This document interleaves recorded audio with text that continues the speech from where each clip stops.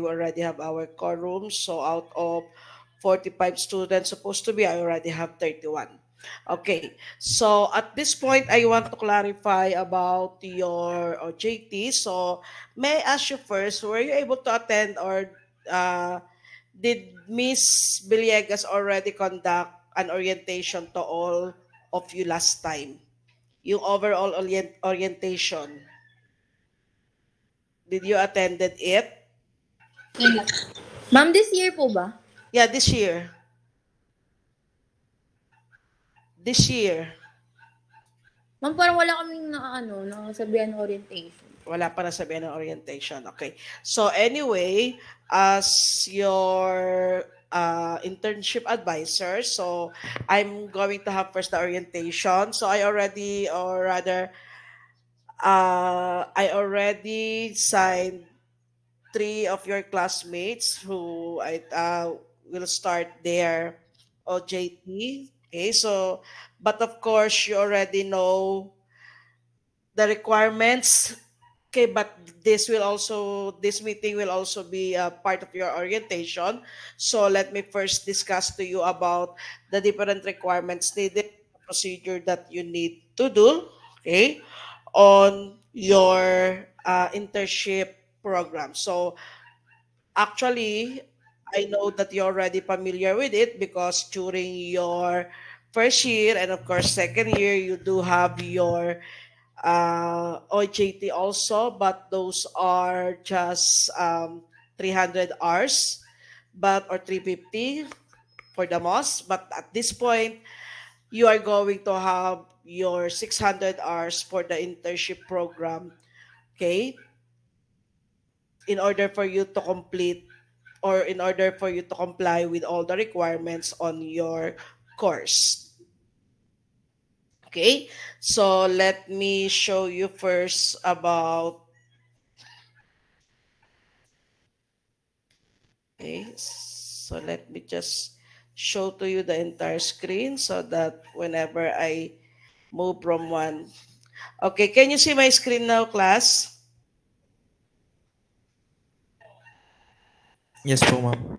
Okay, so at this point, let us have first the guidelines and of course the grading system that we are going to have for you for the entire internship program. Okay, so here are the guidelines on the in conducting our internship program for the Institute of Technology. So general rules, of course, students. Okay, in order for us to have the internship program, so we need or the execution of MOA is required. Okay, so no student intern shall be allowed to start with the internship without the execution of our memorandum of agreement. Okay, so there are two ways when it comes to the memorandum of agreement. So first is if we already have the HTE, okay, it's already tied up with PUP, no need to provide or no need to sign the MOA, okay, because MOA will last for 3 years. But anyway, just in case the HTE that you choose is not yet tied up with the PUP, okay, so anyway, the university provides a MOA template for the student internship program. So, yung host training, however, may also provide their own MOA. So, depende kung meron sila, it's okay. Okay, pero kung wala, you can always download the MOA template or you can always, the university will always provide you with the MOA template. So all MOAs are subject to the review of the PUP University Legal Council. Okay, and of course, approved by the university president to the vice president for academic affairs or the vice president for branches and satellite campuses. Okay? So the University Legal Council office shall maintain a list of those DTI and SEC register para din sa protection nyo to ng mga OJT pag nilalabas kayo. So if the HTE is in the said list, the student or the college is no longer required to secure the DTI and SEC registration of the HTE kung meron. Okay? Kung meron na. So the list shall be updated monthly. Okay? So yung mga foreign establishment, okay, however, need to be a duly recognized and registered entity in our country. So instead, they shall present proof that they are duly recognized and registered in the country where they are situated. Okay? So, of course, as you can see on your screen, these are those HTE or foreign companies especially that should not be, okay, or are not allowed to participate or prohibited for participating in the student internship program. Okay, or now, so one establishment, one MOA policy. So like what I've said, the validity of the MOA will be 3 years. So kung existing na yung MOA between the university and the HTE, no need, okay, to create again another MOA. All you need to do is just to download the MOA, okay, provided by our university, whoever of a particular HTE. So all you need to do is just to give me the endorsement letter for the internship advisor. Okay, so that will be enough.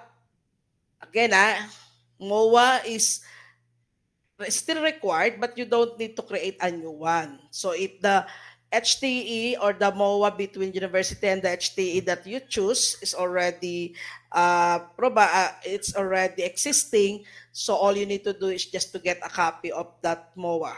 Okay? And of course, duly notarized. Okay? So the validity of MOA shall be 3 years. So on campus internship is allowed, okay, if face-to-face conduct is limited. So pero ngayon nowadays meron na tayo, medyo bumabalik tayo sa normal na talagang face-to-face, okay?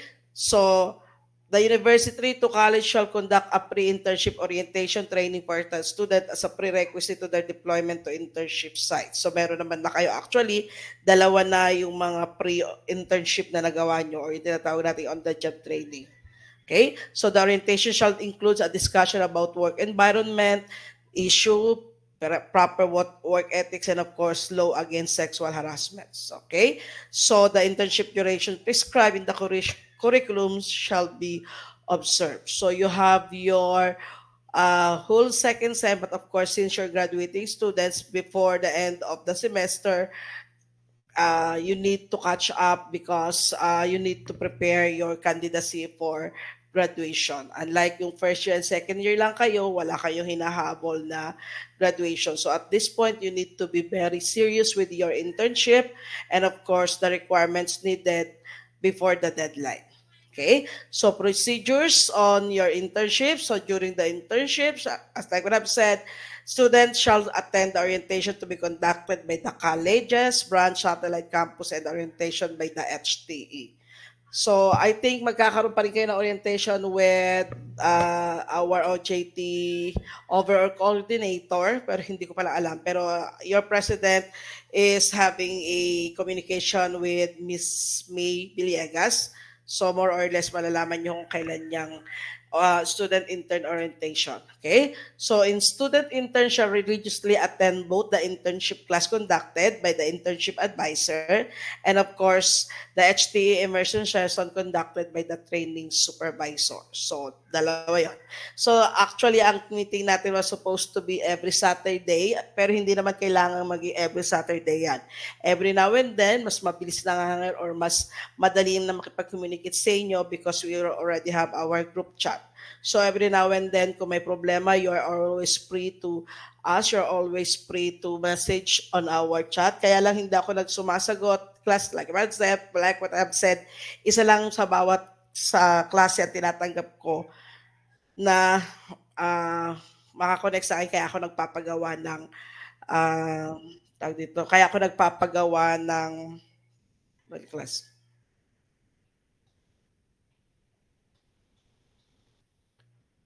Meron ba? Wala. Okay? Kaya ako nagpapagawa ng group chat at isa lang tinatanggap ko dyan. Kaya nga tayo may group chat. I want all communication to be on that particular group chat.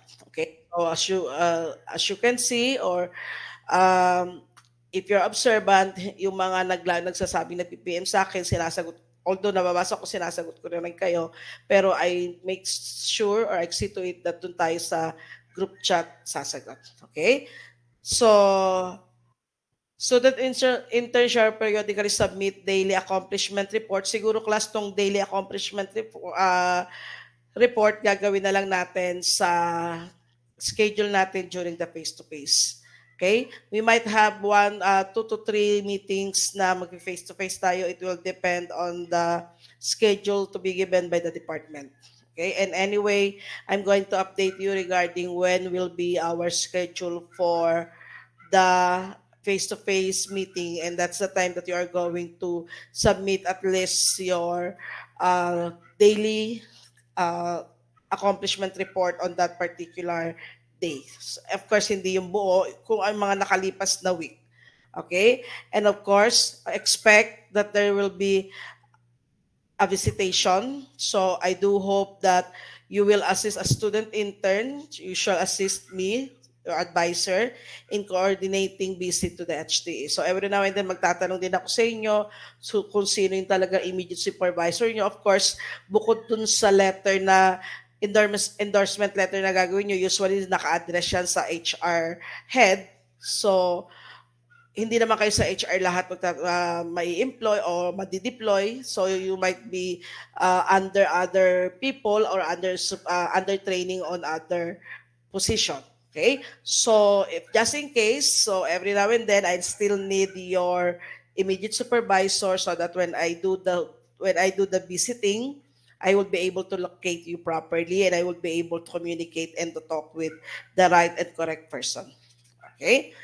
So, again, as a student intern, you shall report to me any condition that is detrimental to your training. Okay? So, you are allowed to transfer to other HTE. Okay? So, if we deem think, based on my assessment, if I do think that you're not, that the working station that you have is not conducive to attaining the internship objective, then you may transfer. But class, okay, reminder lang ha, reminder lang. Some of the HTE, okay, they don't accept continuation of hours. So if you will keep on transferring from one HTE to another HTE just because a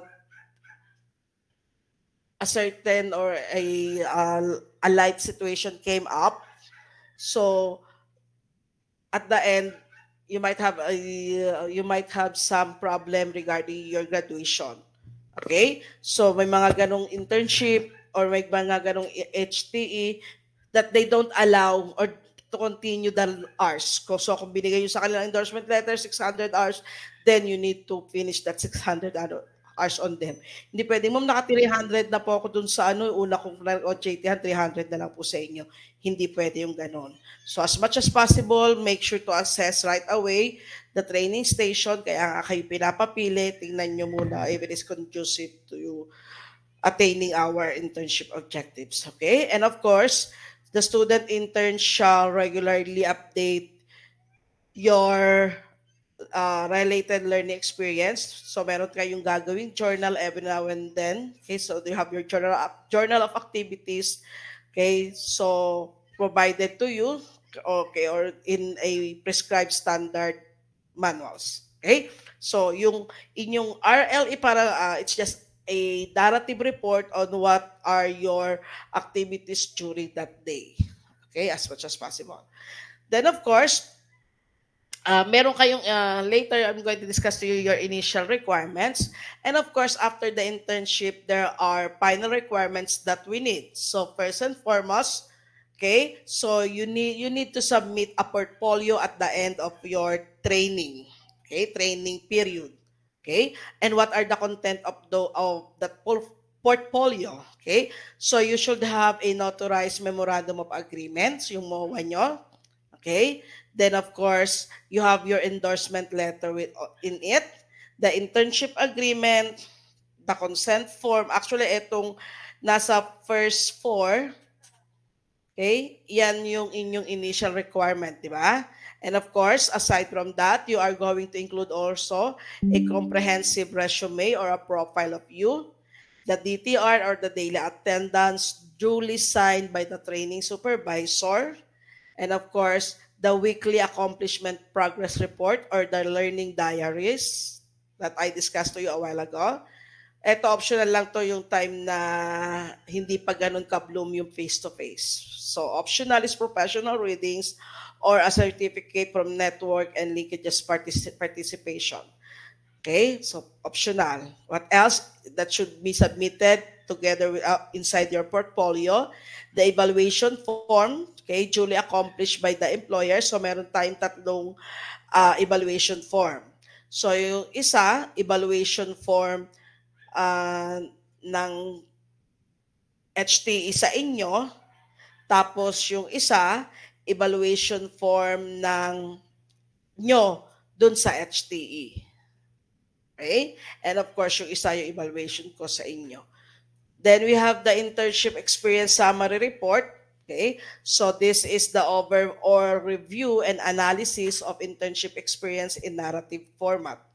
Then of course, every now and then you should have a photo documentation of the actual training. So siguro picturean nyo lang yung inyong magiging training station, kung saan yung work nyo, kung saan yung place nyo doon sa company.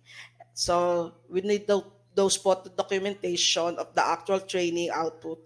And of course, the most important one is the certificate of completion, which will be issued by the HTE. Okay?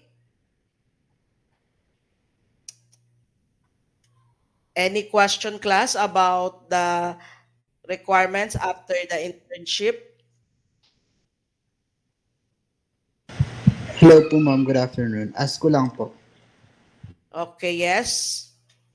Tungkol po sa mga workings na po ma'am, if kailangan pa po ng mga narrative report, yung mga Yes. photo documentation. Yes. Kasi di ba wala na kayong endorsement letter, ang kailangan lang is yung sinend ko sa inyo, di ba, na company profile, tapos yung certificate of employment, then you have your job description, kung ano talaga yung trabaho nyo at that you seem necessary na i-considered as your OJT. Kung talagang, di ba sabi natin, your work can be considered as your OJT as long as it is related to your course. Okay? And of course, the last one is job description, yung company ID. Yun yung mga initial. Di ba? Pero of course, since it's under the OJT, you are still required to create the portfolio wherein you are going to have your comprehensive resume. Siguro yung sa company naman talaga, kahit employed kayo, you really have those attendance report, di ba? Yung daily attendance. Yes po ma'am. Okay, so yun. Kahit pa-xerox nyo na lang yun, then of course yung inyong yung progress report kasi kayo rin yung gagawa. So kahit working kayo, since we are going to, pero ika-clarify ko rin. Pero dati kasi, really required namin. I don't know the new procedure that they are having to, pero kami talaga nire-required kasi nga, since it is already your job, at least those portfolio, kailangan kasi yung kapag in-apply or pinasa namin yung inyong grade sa SIS. So, if you do have your requirements, we do have also our requirements. So, kung OJT ka, so dapat kasama ka dun sa nakalagay dun sa portfolio. Pero I'm going to clarify it just in case hindi na, pero based on our ruling previously, kasama pa rin talaga yung magpapasa pa rin talaga ng portfolio even you're a working student. Okay po ma'am. Thank you po. Okay. Last year kasi hindi na po kami pinagpasa. Actually, ika-clarify ko lang kasi ako ever since humawak ako ng OJT or even OJT or even internship, I see to it na pinagagawa kasi that's part para ng bata, para rin malaman namin kung ano ba talaga yung pinaka daily routine ng bata or ng estudyante during the internship. Pero kung hindi na, pero ika-clarify ko rin, pero kung hindi na, like what I've said, i-update ko kayo kung ano yung ating magiging requirements nyo as final requirements after the internship. Okay po ma'am, thank you po. Okay, sige. Any other question before we proceed? Ma'am, yung sa template po ng endorsement letter, Okay. bali, Pag-base na lang po ba namin sa mga nakapag-sign na? Or may template po kayo na... I-discuss ko sa inyo yung template. Actually, yung template, di ba, I think, tawag dito, sa, ano tawag to? Wait lang, nawala ko. Yung sa template ng endorsement letter, ang alam ko, pina-download yan sa inyo ni Ma'am May, di ba? Or Yes po. ginamit nyo last time. Yes po. Yun po yung pinapirma sa inyo pero Oo, may may mga correction. pinapabago daw po. Oo, marami. Actually, marami talaga akong marami talaga actually. Hindi ko lang masyado nakita. Hindi ko lang masyado na ano iba kasi I want yung nganin ng iba na makaalis. Pero i-discuss ko yun sa inyo one by one ngayon, yung endorsement letter. Kahit may kopya na kayo, ipapaliwanag ko lang kung paano nyo siya i-edit ng proper editing. Okay? Tapos class, regarding the endorsement letter, pwede ko lang kayong mapirmahan ng Tuesday, Thursday. Kasi lumabas na yung load ko. I have my load ng Monday pero online, and of course yung Monday, Wednesday, Friday I have my online. So I sign, okay? I can sign your endorsement letter ng Tuesday or Thursday, or I'm going to ask Ma'am May kung pwedeng siya yung mag-sign or si Ma'am Gina Lim yung mag-sign para every time na pwede kayo, as long as mag-go signal ako na pwede na kayong pirmahan. So I might ask Miss Lim ng registrar na mag-sign dun sa inyong endorsement letter. Okay?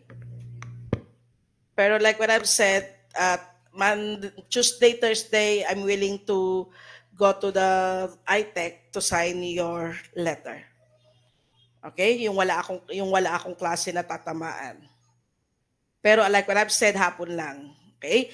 I have my regular class kasi Monday to Friday between 8 a.m. to 3 p.m. sa Chiang Kai-shek College. So after that, saka lang ako free para humawak ng load.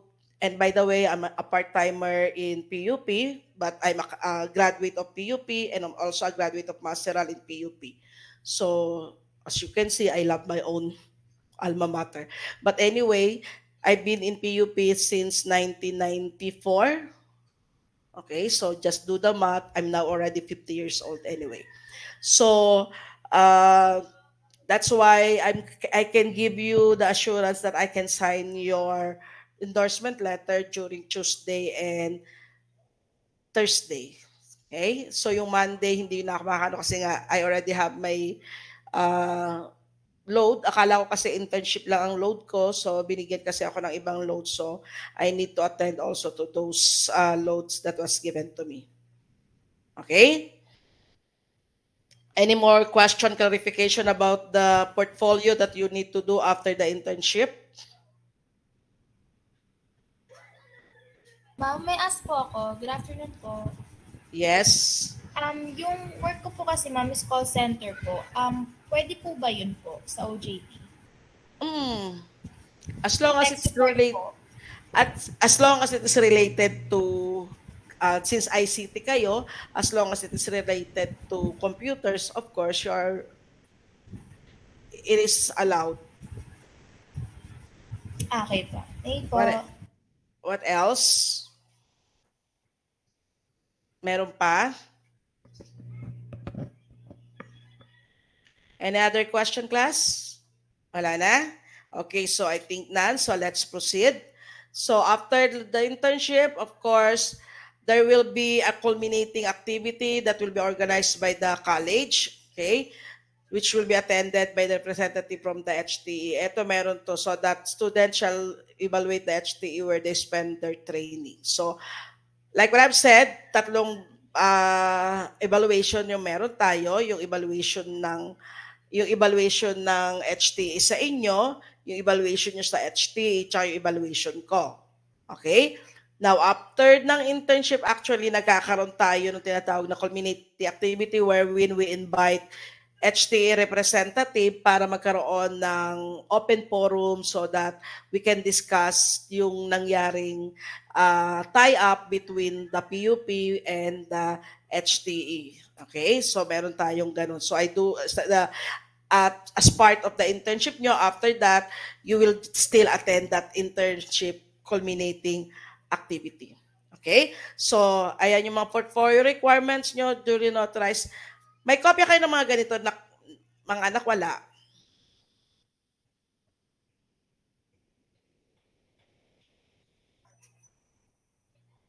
Meron po. Okay, meron. Okay, so then of course student intern, so once you enter into the internship agreement with the participating agency, you sign all the requirement data. So alam nyo na yan, pakibasa na lang kung may kopya kayo. Okay, and of course the monitoring and evaluation of internship. So weekly related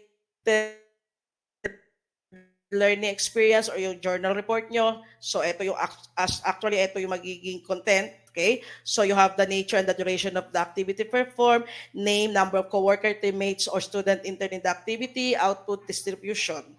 Okay, and other noteworthy activities or events. Okay, grading system natin for your internship program. So we have our class standing, which is 30%. Okay.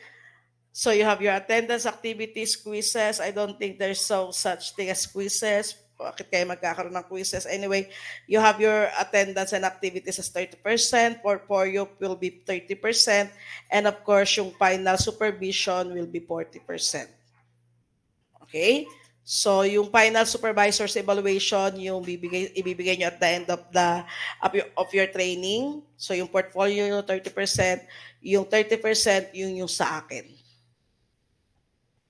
Clear? Okay? So, of course, yung attendance nyo, every now and then, yung communication nyo, then, of course, yung activities that we might have, most especially when we do have our face-to-face. Quizzes, I don't think it's still necessary when you do have your internship program. Okay? So anyway, yan yung class standing nyo 30, yung ibig sabihin yung 30% manggagaling sa akin, yung 30% yung portfolio na gagawin nyo, yung completion of your portfolio, and of course, yung final supervisor evaluation. Okay? That conclude your grade in your internship program. Okay? So ito yung template for MOA agreement class. Okay? So pinaliwanag ko yan kanina na kung wala pang not existing database, so you need to create you need to provide a new one. Okay, pero kung meron na, all you need to do is just to retrieve the scanned copy of the MOA. Okay, so ito yung mga example ng internship agreement. Okay, then of course the consent form. Then you have your medical requirements, okay, medical certificate, requirements for the issuance of medical certificates, and of course, the endorsement letter. So for the endorsement letter class, ito yung mga kailangan natin, like what I've said, bago ko siya pirmahan. So MOA, notarized, internship agreement, notarized, consent, notarized lahat. Then medical certificate. Class yung mga yan, pwede yan ma-notarize ng walang bayad sa mga city hall. Libre yan sa mga city hall, especially in Manila. Okay? So you also have your medical certificate and of course, insurance. Okay? So ito yung endorsement letter na nada-download nyo. Tama? Okay. So clarify ko lang, class, syempre yung box na yan, tatanggalin nyo lang yan. Pakita ko lang sa inyo yung memorandum, yung endorsement letter na nada-download. So ito yung nada-download mga anak, di ba? So as you can see, meron ditong date. All you need to do is just to, sino itong ngayon lang umano? So as you can see, meron ditong nakalagay na date. A formal letter, pinag-aralan nyo naman yan sa keyboarding nyo and document processing. In a business letter, formal letter, dapat ang unang-unang part na lalagyan nyo ay yung tinatawag na date line. So eto class, papalitan nyo to ng current date. For example, March 9 ngayon, so you are going to have it March 9, 2024. That's the formal. Okay? Or, yung other or new way ngayon na pwede nyo i-type yan, pwede nyo i-type yung 9, tapos March, walang comma, then 2024. That's the news format. Pwede yung ganyan, kasi yan yung new format, or yung old format, old style, na merong comma after ng March 9. So, ito yung talagang formal na known. So, ayan, kahit ayan yung pinaka commonly known na format ng dateline. And after the dateline class, you are going to enter 4 times. Okay? 1, 2, 3, 4. Dapat dito na mag-i-start yung inside address. So, eto malito. Dapat to may isa. Paano gagawin nyo? Tingnan nyo ha. Bilangin nyo. 1, 2, 3, 4. Okay? Now, kapag bago yung inyong pagbago yung inyong documents. Tingnan nyo class ha. Pag nag-type ako dito,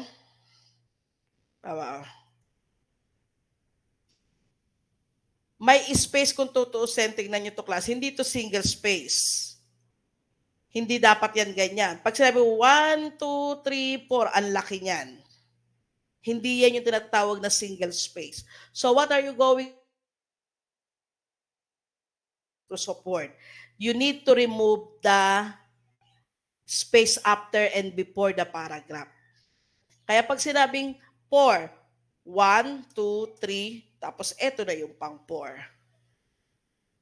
Okay? Kasi pag hindi, like what I've said, malalaki yan. Okay? Tingnan nyo yung difference ng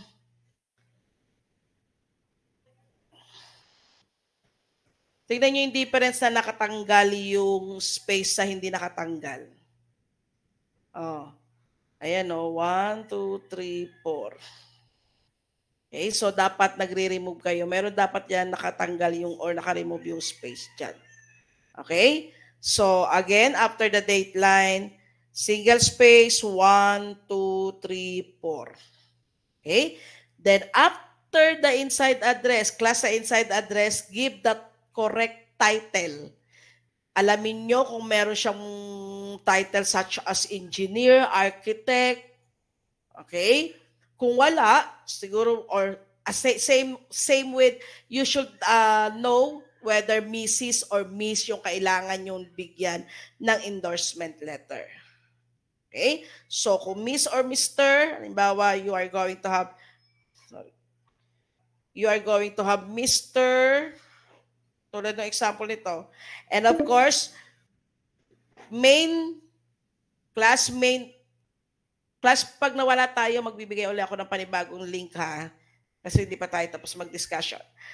So, eto class, okay, since head title siya, naka-emphasize, so gagawin niyo siyang all caps, tapos naka-bold. Okay? So, halimbawa, Mr. Ito na lang. For example, ganyan. Then, after that, yung kanyang position, head of operation, tapos yung company, then yung address ng company. Okay? Dapat palaging may ganyan. Then, of course, class, tatandaan nyo, kapag may specific na tao, okay, pag may specific na taong dapat bigyan ng letter, siya dapat yung nakalagay na specific sa salutation. So, since Mr. Rico de Asis nakalagay, so you are going to have Mr. de Asis. Okay? Kung walang nakalagay dyan, walang kalagay lang dyan is HR department. Doon pwede kayong gumamit ng Dear Sir, Madam. Pero pag may specific na tao, dapat yung title lang niya, tapos yung apelido lang ang ilalagay niyo sa salutation. Tapos colon yung pinakadulo. Okay? So greetings, ayan na yan, 600 hours. Reminder, tignan nyo yung his or her, syempre i-correct nyo to. Asa na yun? Okay? So yung name nyo naka-bold, kung pwedeng all caps, pwede rin naman. Okay? So Basta kailangan naka-emphasize yung name nyo, pati yung 600 hours internship program. Ito, to get his or her, alam nyo na kung ano yung gagamitin nyo dyan. Okay, same with this one, you edit this one and so on. Then after that, eto class, tignan nyo to, paki-correct to, tignan nyo to, yung after the second paragraph, eto okay lang. 1, 2, okay na yan. Di ba? 1, 2, magkasunod. Kasi dapat isang space lang in between. Ang 4 spaces lang after lang ng date. The rest, eto tulad nito class, balito. 1, 2, sobra. Pangatlo na siya. Dapat 2 spaces lang yan. Okay? Date, 4 spaces. Inside address, double. Dear Mr. De Asis, double. Then body of the letter. Eto class, yung sa body of the letter, to. Kala nyo may space yan, pero wala yan. Okay? Anong meron yan? Meron lang siyang space after paragraph. Para magka-space yan yung lalagyan nyo ng isang enter. Double space after every paragraph. Ito akala merong space, pero wala yan. Okay? So, what you are going to do, remove the space. Then, saka nyo siya lagyan ng enter. So, there should be 1, 2, 3, 4, 5 paragraphs. Okay? Then after ng paragraph tulad dito, dapat to isang space lang. Kaya lang, tingnan nyo class. From here, pag binaba nyo siya, may space, ito yung pinaka-space class, So, pag wala yan, tingnan nyo pagka wala tong space na to. You should remove that space. Ayan lang yan, 1, 2. Then after nito, dapat 4 lang. 1, 2, 3, 4. Bago yung pangalan ko. So dito ko na ilalagay.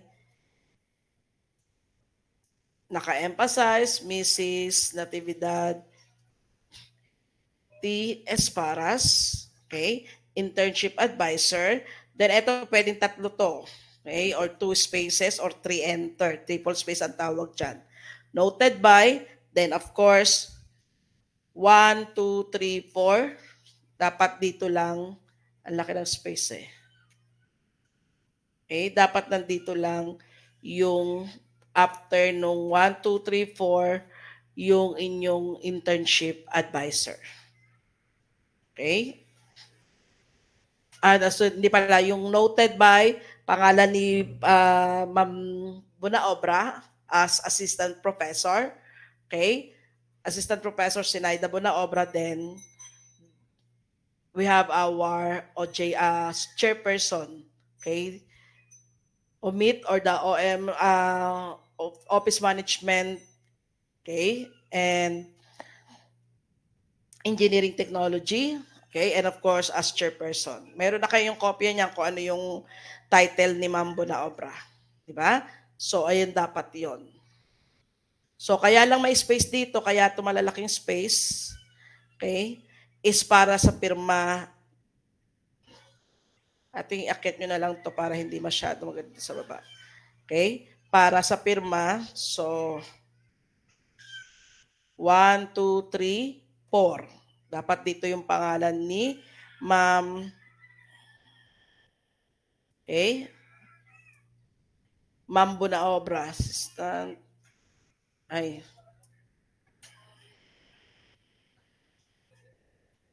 Asok Professor, Sinaida, sandali nga class Wait class may lang ako ayusin.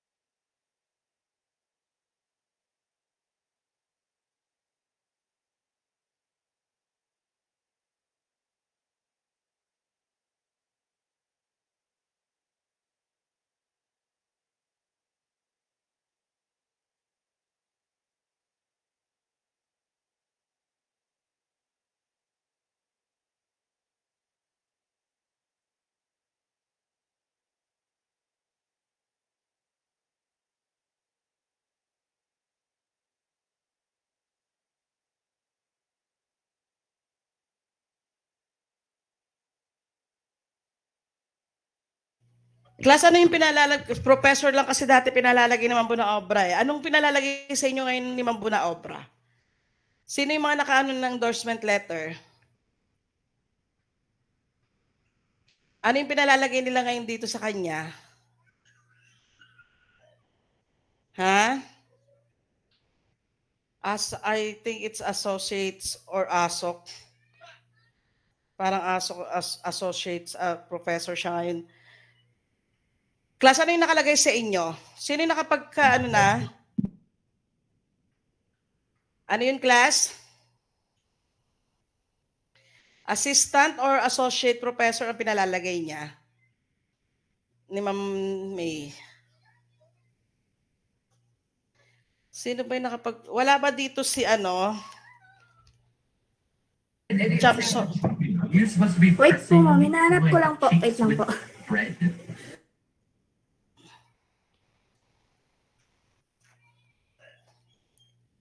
Si Jen.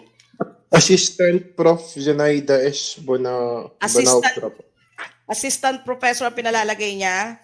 Yes po. May sinend po sa amin sa OJT GC with Ma'am May na mga pangalan po ng mga signatories. Assistant Prof po nakalagay. Assistant. Dati kasi ang pinaano namin kay Ma'am Dila is associate professor. Okay, so yun. Assistant professor, may binigay naman para sa inyong proper ano. So yun na lang ilalagay nyo. And of course, naka-bold din yung pangalan ni Ma'am Buna Obra as the I think, ano nakalagay sa ano niya? Omit na ba? O yung office management? Kasi pinapabago yung title ng chairperson eh. Anyway, si Ma'am May naman nag-send sa inyo, pakipollow na lang yan. Pero yun nga lang, yung format tsaka yung spacing, yun kasi ang pinaano ngayon ni Ma'am Buna Obra, pinapaayos ng okay, so yung letter, since sabi nyo nga nakalusot last time, ngayon kasi medyo hindi na pinipirmahan din ni Ma'am. Anyway, kahit ako noon, hindi ko pinipirmahan yung mga hindi maayos yung spacing kasi it will reflect on our university as much as possible, pati yung mga proper way of addressing dun sa salutation and so on. Okay? So, yun lang. Then, like what I've said, naka-emphasize yung mga pangalan, pati yung R's, tapos yung sa ilalim, okay, yung pangalan ko, tsaka yung pangalan ni Ma'am Buna Obra, naka-emphasize. Okay? So, that's for the endorsement letter. And of course, ito yung weekly accomplishment report. I think may kopya na rin naman kayo. So kung ano yung mga dapat nyong fill upan para ma-complete yung portfolio nyo. Ito yung daily time record. Okay? And of course, the evaluation instrument for student intern. Okay? I don't think kung meron. Ipapakita sa inyo to pero hindi ibibigay lang sa inyo yan kapag malapit na kayo or ihingi nyo lang sa akin or kay Ma'am May kapag malapit na kayo matapos ng inyong 600 hours. Okay? So, any question? Clarification? Ma'am, sa daily time record po, kadalasan po kasi yung own template po ng company sinesend nila. Okay Okay lang lang yun. naman po yan. Oo, okay lang yun. Kung may sariling template ang company, since kasi yung iba pinoprovide, okay, meron silang time card, yun na yung pwede nyong gamitin. Pero kung wala, you can use the template given by the school. Okay? Any other clarification? Hello? Class, question, clarification? Ma'am, sa mga mag-work from home po, dito po Okay. ba mag-provide pa po ng medical clearance saka insurance? Yun po. Sino nagtanong nun? Si Del Rosario? Yes, ma'am. Nakausap ko po si Sir Ma'am dun sa clinic. Oh. Bali, yung ano daw po, yung una po muna yung sa mga magpapamedical daw po sa labas, no need na daw po i-check ng clinic. Tapos yung sa work from home daw po, tanong daw po kay Ma'am May. Pero sabi naman po ni Ma'am May, hindi na daw po need medical ng work from home. Okay. Yun naman pala, na-clarify na. Kasi sila yung nagde-decide yan as training coordinator, as an overall coordinator, si Ma'am May yung may say kung ano yung mag-ano. At sa amin is more on monitoring. Okay? Any other concern? Any more question, clarification? Wala na? So, ilan yung sinong president natin? Yes po, ma'am. Carlo, ilan na yung mga nag-ano sa'yo? Yung mga nauna po kasi, ma'am, sa previous week, sila na yung nagmamadali po sana. Pero wala ko po sana this week start kasi ngayon pa lang po sure na may complete ng documents. Okay. Okay lang naman yun. Wala lang problema yun. Kasi pag okay din lang naman yung mauna sila, walang problema sa akin yan. Siguro kakailangan talaga nila. Pero just like what I've said, siguro pwede tayong mag-meet ng around Tuesday para sa inyong signing. Kaya na ba lahat class ng Tuesday or Thursday na tayo lahat mag-meet para sa pirmahan? Hindi makapag-decide? Wala. Gawa na lang po ako ng forms ngayon, ma'am, then send ko po sa GC yung ready by Tuesday magpa-sign. Okay, sige. Ano mo na lang sa akin para kung ilan yung magpapasign sa Tuesday. Okay? And pakilagyan ng pangalan nyo yung inyong mga yung mga brown envelope together with the plastic envelope. Pakilagyan ng pangalan yung brown envelope nyo, ha? Para ma-file ko siya for initial. Kasi actually, nagpumirma ako ng endorsement letter, hahanapin na sa amin yan kung ilan na yung nabigyan ng endorsement letter na to. So, kaya kinokolek ko rin yung mga initial requirements niya. Okay? So, siguro, just like I've said, we can easily communicate naman through GC. So, kung need nyo na ako ng pirma at kompleto na yung mga requirements nyo, then, pwede nyo na ako i-chat, basta Tuesday and Thursday pupunta ako, or just like what I've said, kung talagang kailangan nyo mag-start within that week, siguro pwede ko pakiusapan or i-communicate ko to kay Ma'am May na siya na lang pumirma. Okay? So, ganun na lang.